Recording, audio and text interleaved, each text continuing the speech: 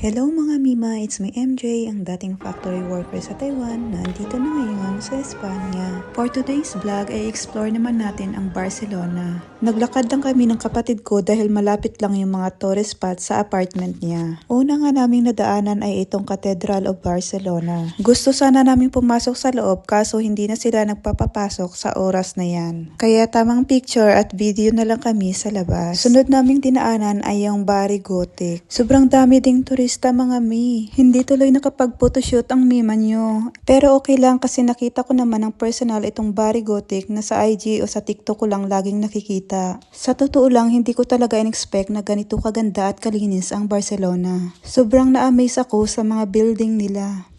Kaya pala halos ng building ng Barcelona ay World Heritage Sites. So hanggang dito na lang muna mga mima. Sana nag-enjoy kayo sa panonood. See ya sa karugtong nitong vlog. Bye!